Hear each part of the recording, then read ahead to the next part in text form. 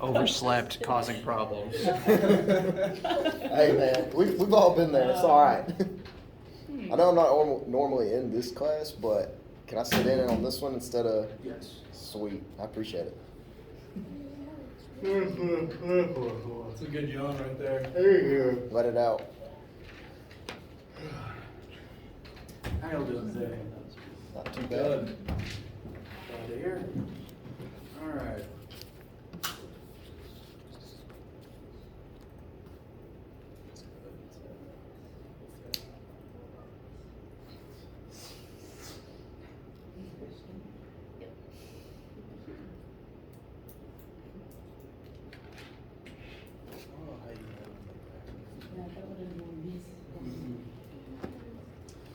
All right.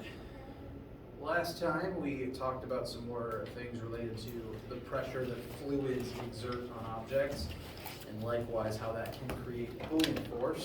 Does anyone have any questions, comments, concerns, etc. before we get started today?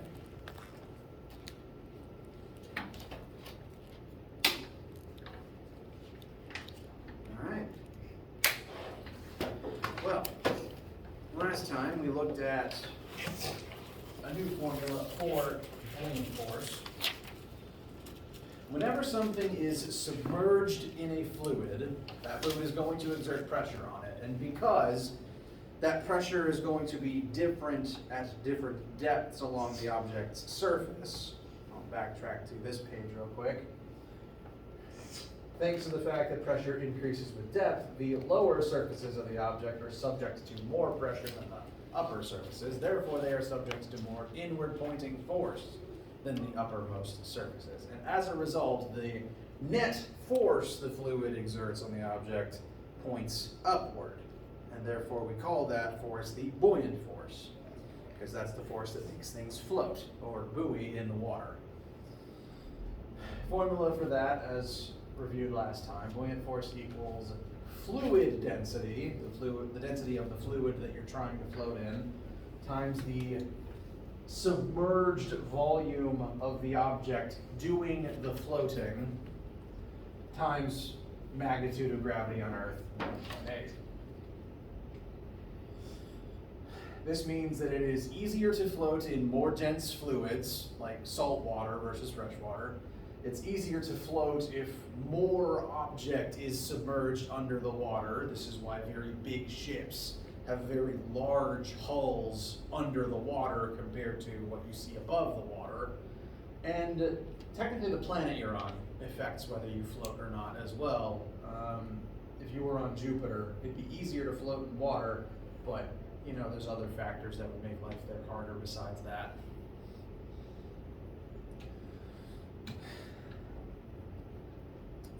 Any questions, issues, remarks about the formula itself before we practice it a little bit more? All right. Then let us examine a submarine, a vehicle that is designed to both float and also sink on command. Submarines do this by being able to adjust their weight in comparison to the buoyant force that is acting on them. So here we have a submarine. It's going to sink by sucking seawater into its holding tanks. The sub's volume remains constant, but it's able to change its mass by taking on seawater. And depending on if part of it is sticking out of the water or not, it is able to change how much of its volume is in the water. But most submarines are not designed to stick very far out of the water. Usually just, the entrance and one deck to stand on tends to be all it usually emerges.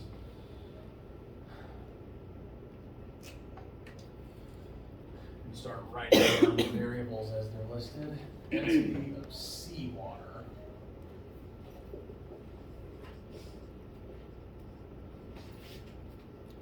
(1,025 kilograms per meter cubed). A given submarine has a mass of 53,000 kilograms when its holding tanks are empty. So that mass that's listed there is just the mass of the metal of the submarine. There is no additional salt water being held by the tanks. So mass of the sub itself is 53,000 kilograms.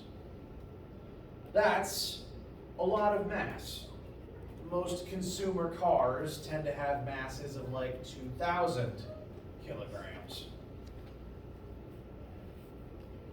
So, you know, several orders of magnitude larger than most vehicles. And yet somehow this tub of metal is able to float. And we're going to figure out the math behind that. First question, if this particular sub is floating with its current mass and with its holding tanks empty, what must the buoyant force acting on it currently be equal to?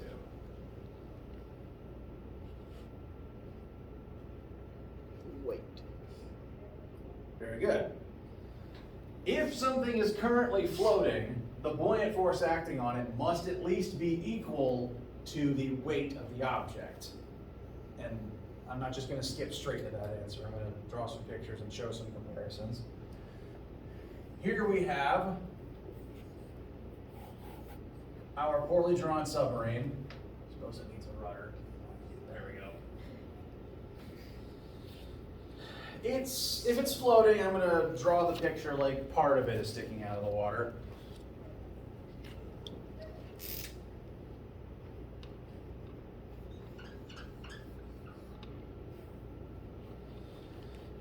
And I'm quickly going to draw arrows representing all of the forces that are acting currently on this submarine.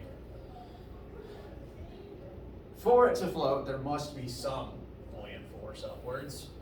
And as long as this takes place on planet Earth, there must be some force of gravity downwards.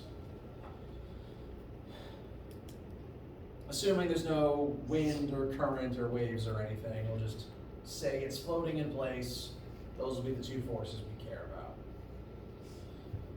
And if you want the sub to just hang out here on the surface, what does the net force acting on it need to be? 0. 0. If you want to remain in place, you want the net force acting on something to be 0. So net force equals 0. And that means that the buoyant force and the gravity must add up to 0, since they're the only two forces here that can add up to 0. And if two numbers add up to 0, then those two numbers must be equal and opposite. So we find the weight of the submarine. As long as it's currently floating, then the buoyant force must equal that weight, even if we don't have all the information to use our new buoyant force formula on it yet.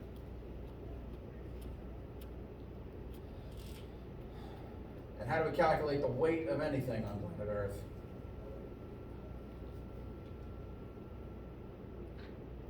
Mass times gravity. Correct. So our mass of 43,000 kilograms times our G constant. If we include the negative, I've already written this in such a way that the negatives will cancel because buoyant force points up.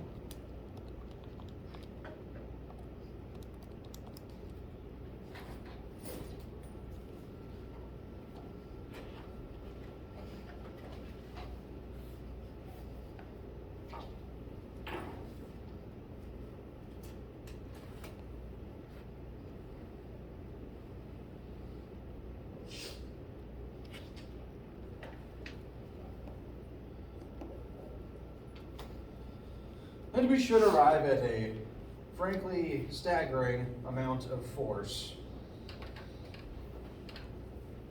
I've got about 421,000 newtons approximately. Does anyone disagree? All right. For a sense of scale, that is over 400 times what I, average human adult male, weighs.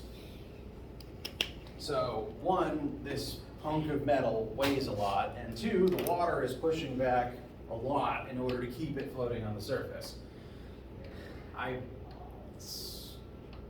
I find, at least personally, it kind of amazing that we are able to weaponize buoyant force in this way to keep, tubs of metal afloat. At a certain point of human history, we wouldn't have thought that possible. So, we didn't even know the volume of the thing, but we were able to logic our way to figuring out what the buoyant force must be for this thing to stay afloat. And that's a good general rule to hang on to. If something's floating at any depth, surface or not, current buoyant force must equal its weight. So that's a rule that you can scribble in your notes. Questions arriving at this answer? All right. Next question.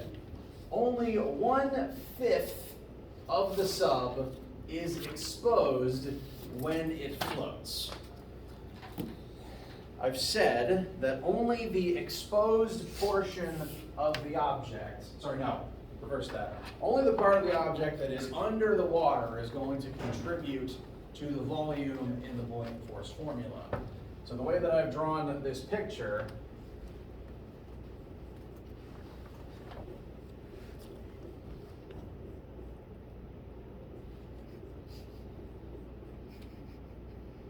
only the section outlined in green is mattering as far as the buoyant force is concerned. As far as the water and the buoyant force is concerned, the part above the water may as well not exist.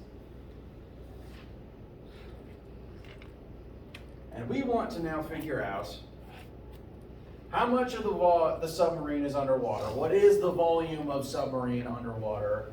And then what must the total volume of the submarine be? Because if you are sticking partially out of the water, there's some exposed volume, and we want to figure out a way to determine how much that is compared to what's under the water. So, I'm going to add a few things onto our list of variables over here. We've already figured out what the buoyant force must be.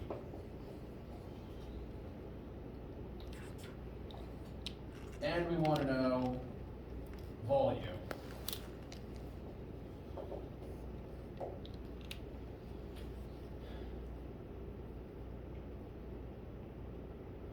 So, thoughts on where to go next?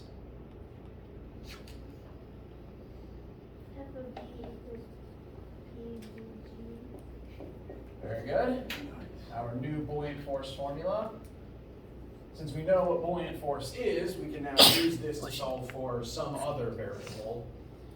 Originally, we couldn't have used this to find the buoyant force because we didn't know what the sub's volume is. But now that we know buoyant force, we can find volume. So to go through this one term at a time, we've used some alternative methods to figure out what the buoyant force is. So we can plug in the 4,021, 400 newtons that we just found. The next term is technically rho for density. That would be the density of the fluid you are trying to float in. So in that case, it would be the density of the salt water, not the density of the steel that makes up the ship.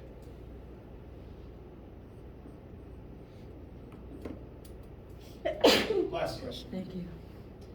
Next is volume, specifically the submerged portion of the submarine's volume. This formula can only really tell us the volume of sub that is under the water. Because buoyant force doesn't really know or care that the top part exists. I'm going to write that as V submerged. And then lastly, G. Specifically, the magnitude of G, the formula doesn't really care that we normally attribute a negative sign to G. It just wants to know the strength of the gravity. So once again, I recommend putting absolute value brackets on your formula sheet there. If you plug in a negative sign, you're suddenly going to get a negative answer for volume, and negative volume makes less than no sense.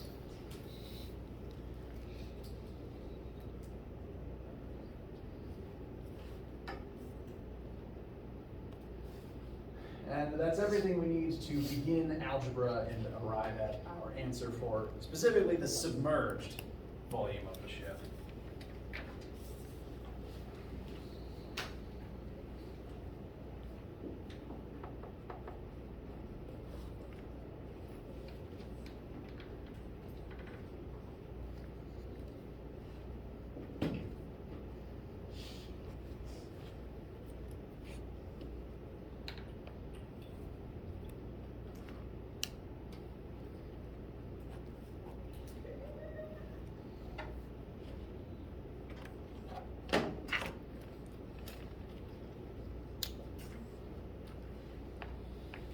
Does anyone disagree with about 42 meters cubed?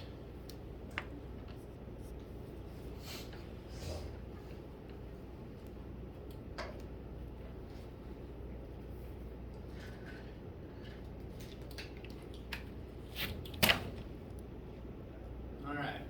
Now, 42 compared to some of the bigger, crazier numbers we've been throwing around in this question doesn't seem all that large. Like mass and the buoyant force are in the tens of hundreds of thousands, so 42 meters cubed may not seem that impressive.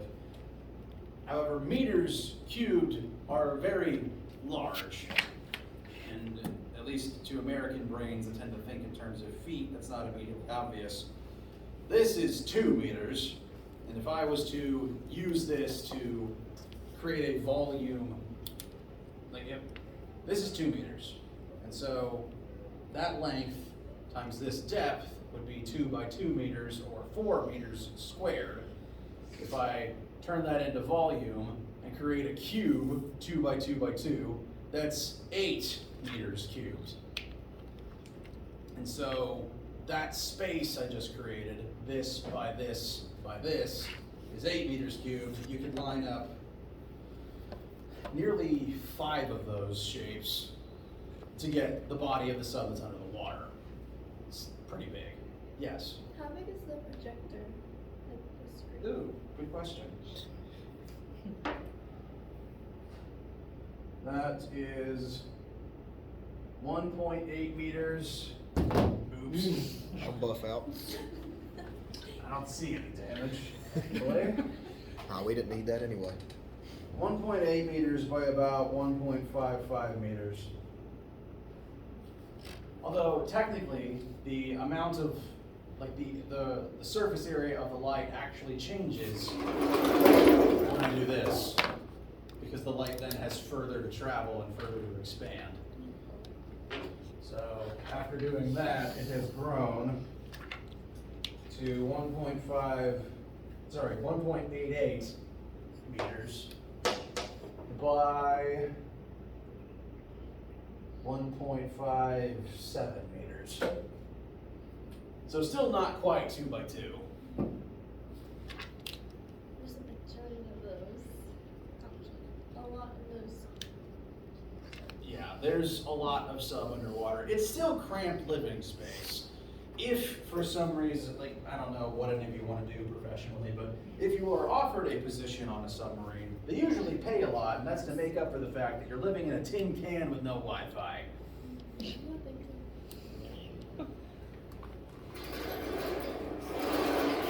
Sometimes that sounds kind of nice. Sometimes, but usually that tin can has a nuclear reactor in it. Yeah, I mean, no risk, no reward. It's efficient power, That's you right. just don't want it to leak. That's right. Okay, so that is the submerged portion of the submarine. So that's currently not even all the living space you have access to. That's just the amount that needs to be under the water to generate this much buoyant force right now. We've been told that 1/5 of the submarine is exposed while it's floating. So that number would be 4/5 of the sub's total volume. So if I was to write that out in a formula, 4 times 5 of the total volume would be equal to 41.95 meters cubed. Whatever the total is, it's multiplied by 4/5 to create this number. Does that track? If 1/5 is exposed, the remaining 4/5 are under the water.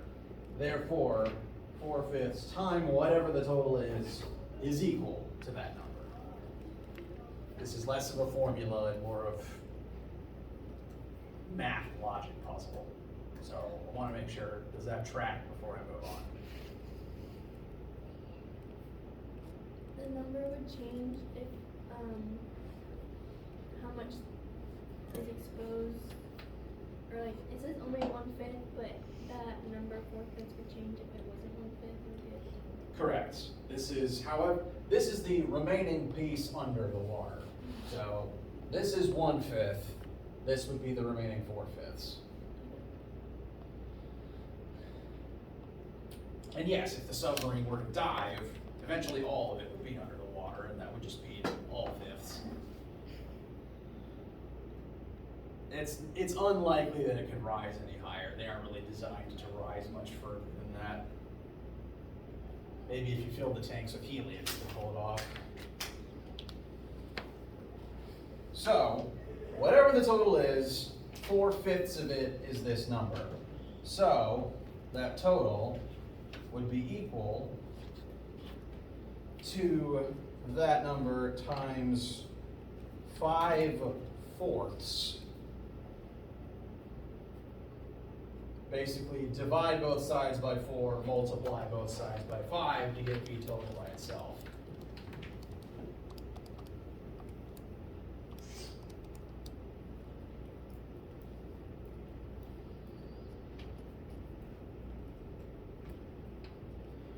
And that will increase your living space by a whole 10 meters cubed, which is thoughtful.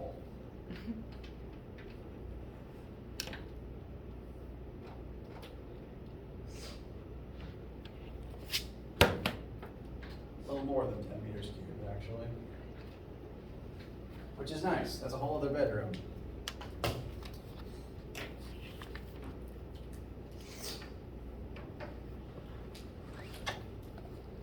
So that's the total volume. It's not necessarily all of it that's under the water. That is the total exterior space that the middle of the sub takes up. Pretty much all boats need a rather large amount of volume under the water in order for them to float correctly, because most ships are made of something more dense than water. We tend to make most ships out of metal. Like, we do use wood for some of them, but even then, too much wood still sinks. So you have to be very careful in the design. You usually make them hollow shapes such that the space they take up underwater displaces enough water and it's filled with enough air such that the water you displace is still more dense than the overall density of the vessel when you factor all the air that's inside of it. It's why if you poke a hole in your boat and suddenly the density starts increasing because you're replacing air with water, then you sink. Made a whole movie about it. Several, in fact, if you include, the Jaws quintilogy. True. I forgot about that one. Sorry, I'm a Titanic nerd. That's good.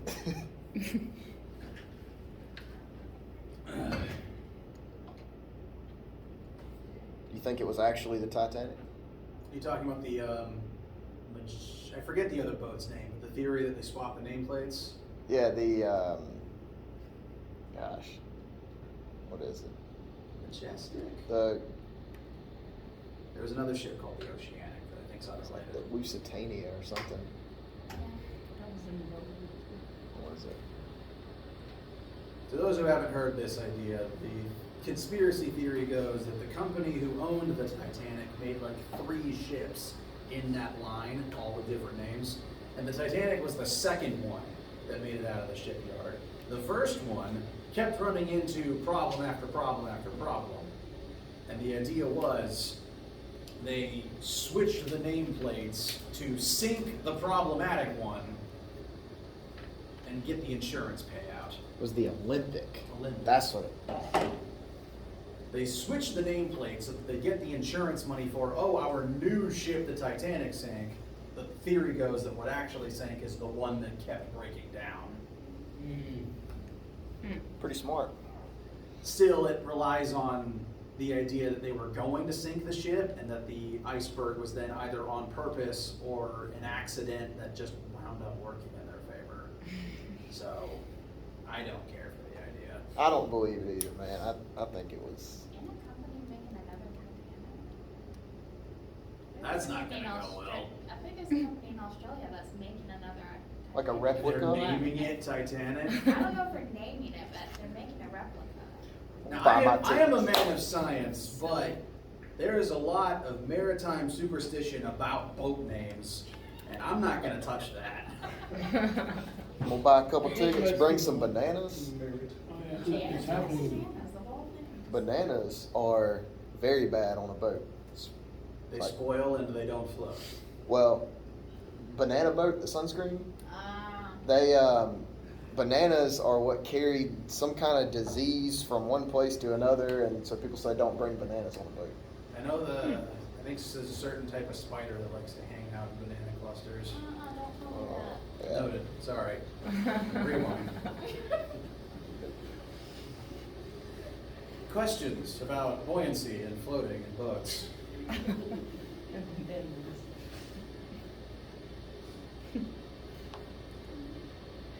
All right.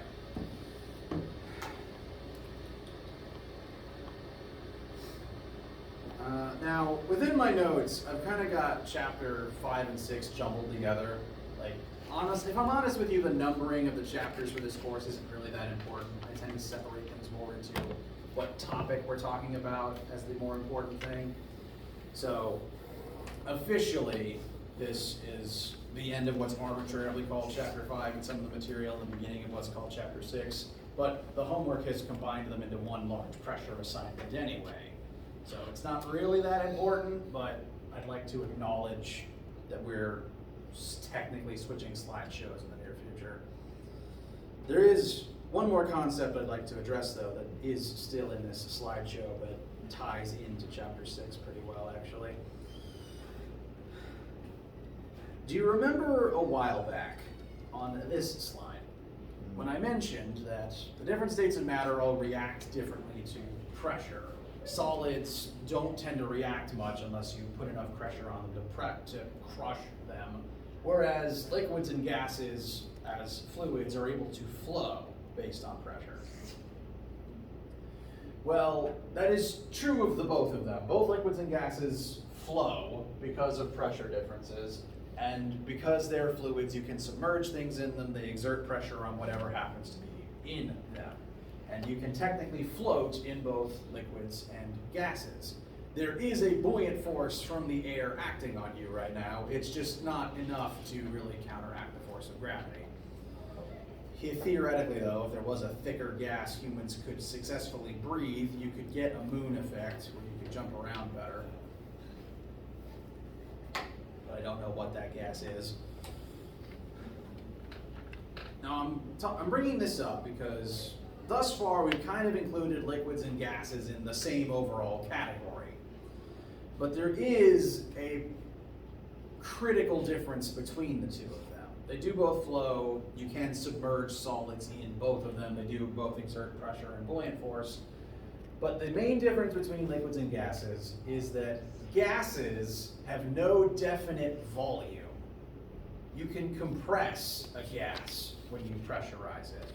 This is why, I think I've mentioned this, you're able to take 80,000 balloons worth of helium and compress it into a metal tank about yay tall.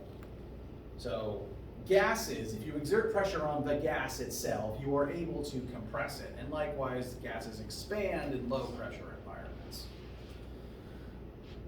Liquids don't do the same thing. Liquids, like solids, have what's called definite volume. Meaning if you press on a liquid, it doesn't shrink, it just flows out of the way if it has space to flow.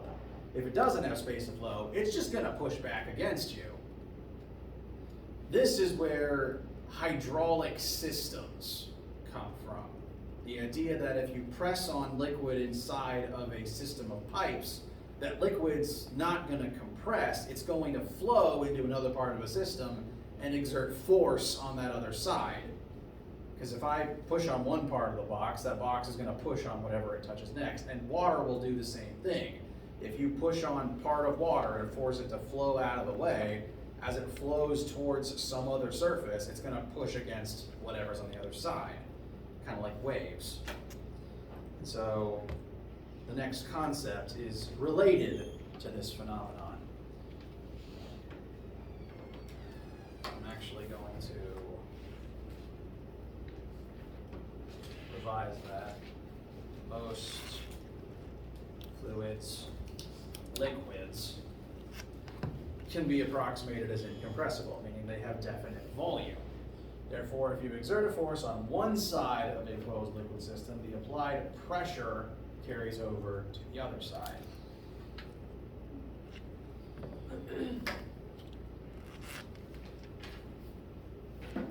Gases can do this, it just requires more control over the system. Because if you compress a gas, like if you exert pressure on a gas, it wants to change volume, but it also wants to change temperature at the same time.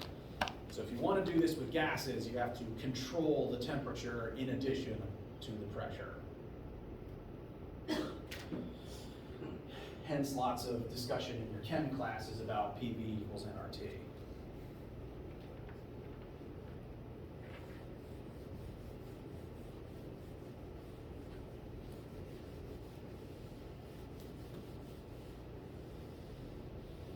Now, in this class, I do like to try to relate the concepts to things that you would experience in your daily life on planet Earth. And unfortunately, this is not a super common thing in most, daily use machines that humans have access to. There are several cases where it comes up, but it tends to be more specialized scenarios. So I'm going to try to demonstrate the most general case one that I have access to, that I can easily draw, rather.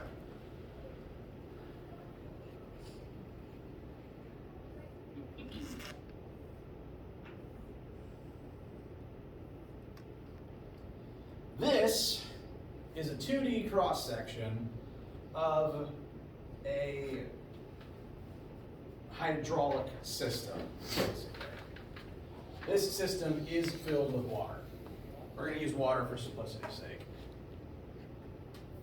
Where's my blue marker? Oh.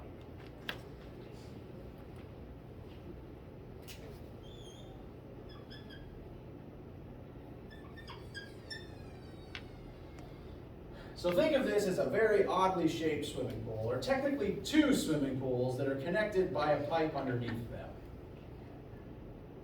So one very narrow body of water over here connected to a much wider body of water over here. Now, left alone, it's just water, it's just going to sit there. But humans and engineers have realized that if I envision this as a cylinder, technically, so not really a square, but like a cylinder. And so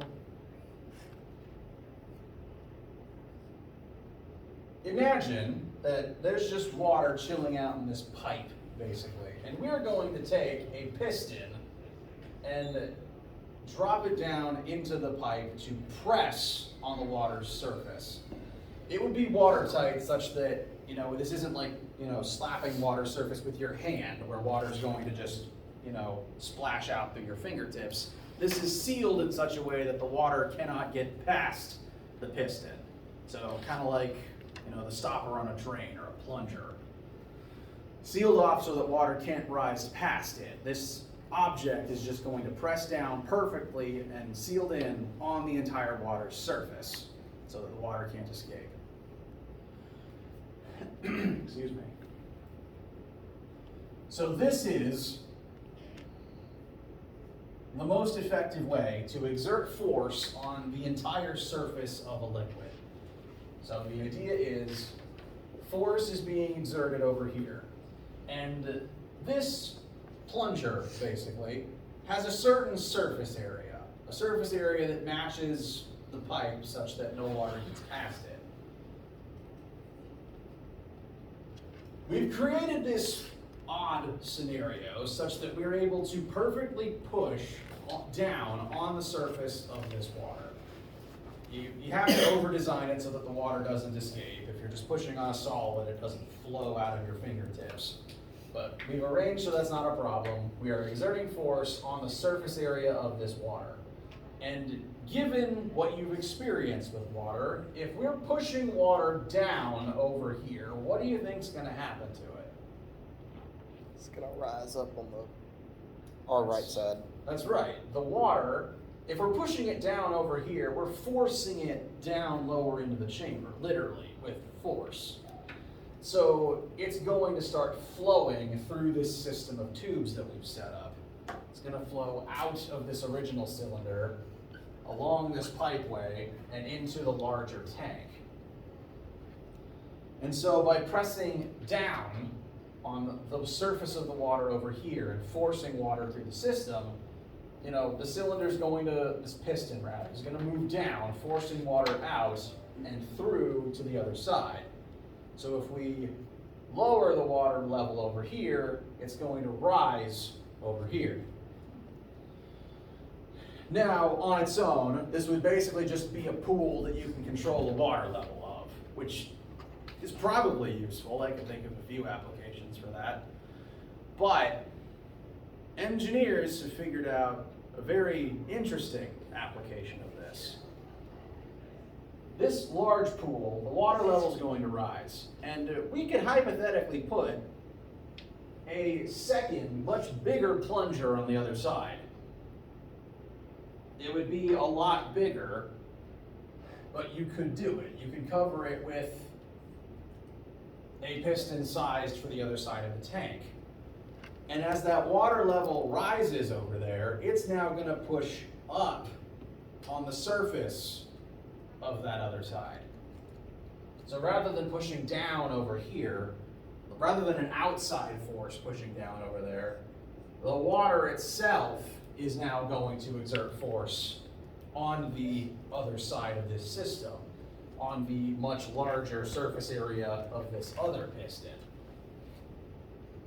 And so that piston over there will start rising. This, it's a bit of an oversimplification, but this is one way that we are able to get cars elevated in an auto shop. And it's exactly how brakes work. Indeed. Yes, most Like brakes have a spot, similar right? hydraulic system in them. 2 pistons, line. That's it. Yeah. It's why you need brake fluid And no air. and no air. Because the air is compressible, whereas the brake fluid is not.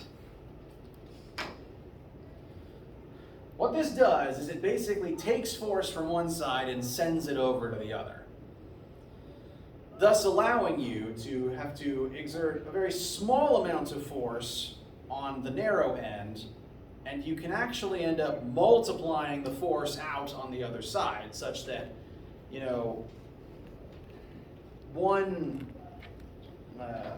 trying to think of the name. 4-jack. 4-jack? They're Yeah, hard. one jack, one crank system that a human can reasonably activate on one end can lift a whole car on the other side. Because the reason this end of the pool is bigger is so that you can set a car on top of this piston, basically. So you push down on this end of the pipe, and on the other end, the car or whatever's over there is going to rise up. And we use this in loads of other places. If anything has a hydraulic system in it, this is what's happening. There's also the word pneumatic system, which works very similarly. It just uses gas instead of liquid. Hydraulic doesn't even have to refer to water. It's just any liquid. As pointed out, your car uses a similar system in it for the brakes, but it uses brake fluid instead of regular water. For your car's brake system, you exert force on the brake pedal, which is connected to this end, and then the other, the fluid runs through tubes so that the larger end pushes on the, it's literally like, basically it jams the brake pad into the drum of the wheel to exert force on it to slow it down.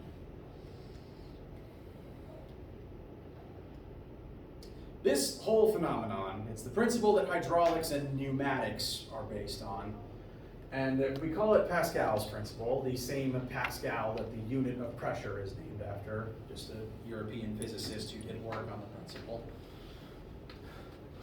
And the math for this idea is that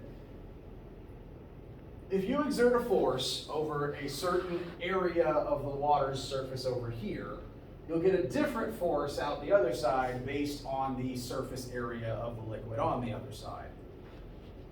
What this means, because force over area is pressure, is that the water pressure on one side equals the water pressure on the other side.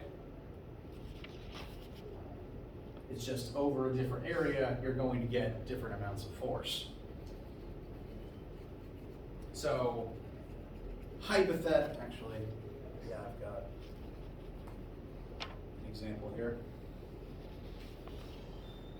According to this formula, say on that narrow end, you exert 1 Newton of force over a 1 meter squared area piston. So that piston is a big circle, surface area 1 meter squared. And we're going to push down on it with 1 Newton of force. So like you're just taking your hand and gently pushing down on it. You know, something easy enough for a human to do. On the other side, if you wanted to set up this system so that you could lift a heavy object, by increasing the area of the cylinder on the other side and the piston on the other side, you'd get more force over there to match. According to the formula, 1 Newton over 1 meter squared on the left would have to give you 2 over 2 on the right so that the two sides equal. Similarly, if the piston was 3 meters squared, you'd get 3 newtons out of it, and scaling up every single time you increase the size of the secondary piston. So this type of machine exists to multiply the force that you're putting into it. With this, a human could push down on a button and lift a car on the other side in the same motion. If this area down here was big enough, you'd get a huge force out the other end. So these are very useful machines. Like the invention of hydraulic systems revolutionized engineering. It's one of the things that led to the Industrial Revolution and steam power. The only catch is you're going to create a lot of force on the second side, but it's also going to rise very slowly. Because technically you have to displace enough volume of water over here to fill the other tank. And if this is a very narrow cylinder, you know, it's going to take a lot of that cylinder to fill up a pool much wider than it. There's a different formula for calculating how much longer this side needs to be to fill up this tank. So they have to be very smartly designed, but you can use it to multiply forces. And we'll talk more about that and some other concepts related to pressure flow next week. How do you guys feel? All right. Be working on the pressure homework assignment. It's chapters 5 and 6 lumped together because they're just too interconnected to separate, really. And let me know if you have any questions. Have a great weekend. You too, man. Thank you.